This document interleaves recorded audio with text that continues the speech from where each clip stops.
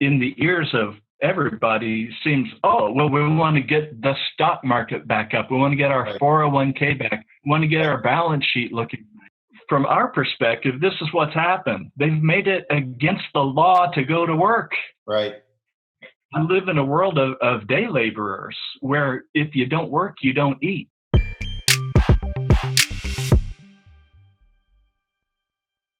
In 2010, we came in Romania the first time, and we did some traveling, and it was this fascinating experience. Met at the airport by a tattooed street thug and his teenage runaway girlfriend, and went on a tour of the country, and we met dozens of people. And that's when the idea began to form of how to go about reaching into a strange place where it didn't seem like anybody was felt like they were able to reach. And now it's 10 years later. We invested several years into a cohort of kids who lived in the state orphan system with an eye toward when they come out, because that's when the world ends. Is when you come out, you're 18, you're out on the street with $200, and there's blood in the water. Yeah. And so it was about 3 years ago when they reached the age when they're coming out of the orphanage, and we established Casa Next. And the idea was just to create the family that they would come home to when they came out of the orphanage. Yeah. And it was over a year ago, we actually stopped receiving donations, and we're now self-sufficient. So the kids all have jobs, or they did until recently. Right. And our model now is basically we live the same life that they live. So we live on the same terms that they do. It's a cooperative house. Everybody puts in for rent and for food, and we got each other's backs. And a couple of the people from the very beginning are still involved with what we do from over 10 years ago. They're grown, they have families. An incredible number of that first generation actually married one another. There are people I introduced to each other. That's and awesome. They're grown, and they live all over Europe, and they have kids of their own now. It's such a beautiful story, Joe. You and I have been having conversations on again and off again for 5, 6, 7 years now.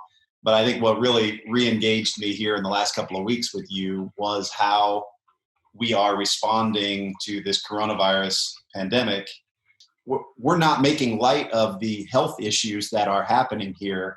However, one of my convictions has been that people don't really understand the people impact of the economic shutdown as well. What I wanted to get from you was a non-American context for this. I just think people need to hear. So that's kind of what I wanted to hear from you today as well. Yeah. And let me start with just a little disclaimer. The folks in the stone table are business people, and naturally look at everything in a certain way, because that's what you do. So don't think I hate anybody when I say some of the things that I say. But I want to start with the proposal that we completely expunge the phrase restart the economy from the whole discussion. I know it makes sense. It's not a false expression, but to restart the economy in the ears of everybody seems, oh, well, we want to get the stock market back up. We want to get our 401k back. We want to get our balance sheet looking. From our perspective, this is what's happened. They've made it against the law to go to work. Right. I live in a world of day laborers where if you don't work, you don't eat. And it's been against the law to work for 6 weeks. And people are out of money, and they're out of food, and they're out of ideas. Breaking the rules doesn't even help because there's no job to go to. For example, my household, we're 8 people. And among those 8 people, there's me. I'm kind of an oddball because I'm living on my savings. I'm not able to work while I'm here. But they're movie ticket takers, 2 of them. 2 are shawarma makers, which is like a burrito maker if you're not from Europe. Right. And 2 are waitresses, and 1 is a student. Well, they're all suddenly completely out of work. They have no family to go home to. They don't have savings. They're only 20 years old, and they have no credit card. What are they going to do when they run out of money? Well, Right. the fact is they did run out of money. Right. And so, we're just burning cash, buying groceries and paying rent. And these aren't the poorest people in the world. The issue isn't whether we save the economy. The issue is that we're stampeding away from danger, which is really a fractional danger, and we're stampeding over hundreds of thousands of children who are going to starve to death because we're reacting to the disease. Mm.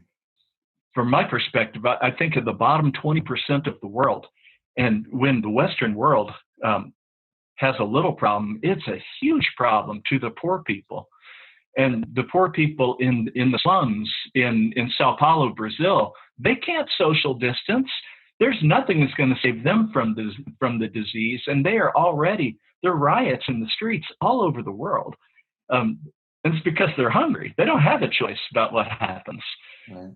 I think that's why I wanted for you to give us some perspective on the human aspect of the economy in a culture that doesn't have a lot of the social safety nets, a lot of the credit, a lot of the, ability to just bail people out when things get tough. Instead of this being like between Trump and Pelosi, or between, the economy versus safety, Right. I'd like to see the dialogue get turned. Because in reality, to the 20%, the billion people on Earth who are in that position of being a day laborer, this is really something between the mask people on one side and the little people on the other side.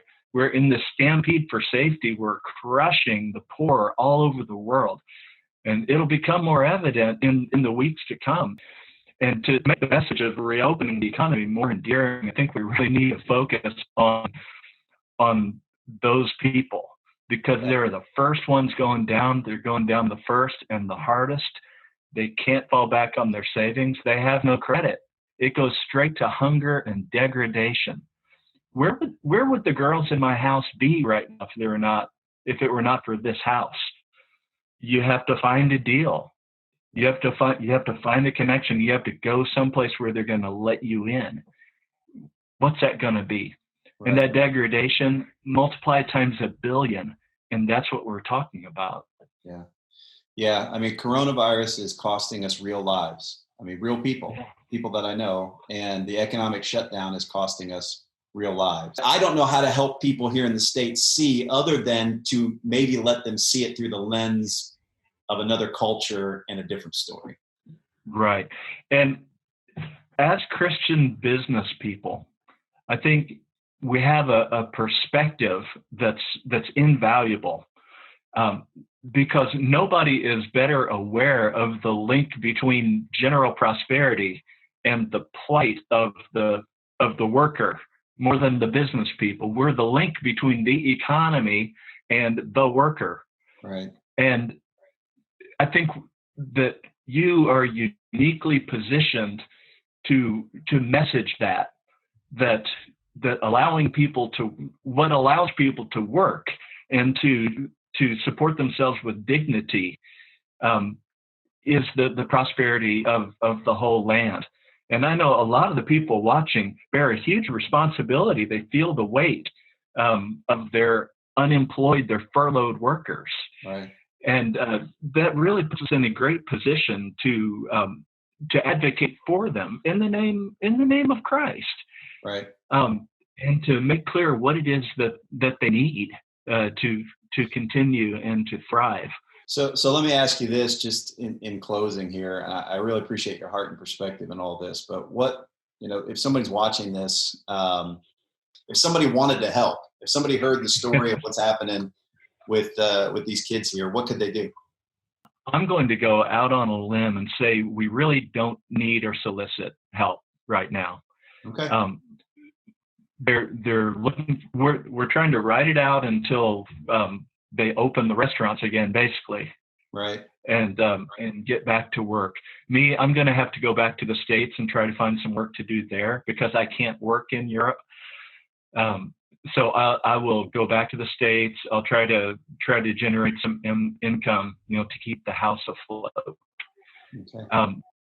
I think the best thing you can do is be Christ's ambassadors, to speak for the littler people who are part of your household. I mean, I've got my 6 girls and 1 boy here that are my household, but you've all, as businessmen, you have a household too, and to advocate for them and to communicate to the community the concern of Christ for the little people.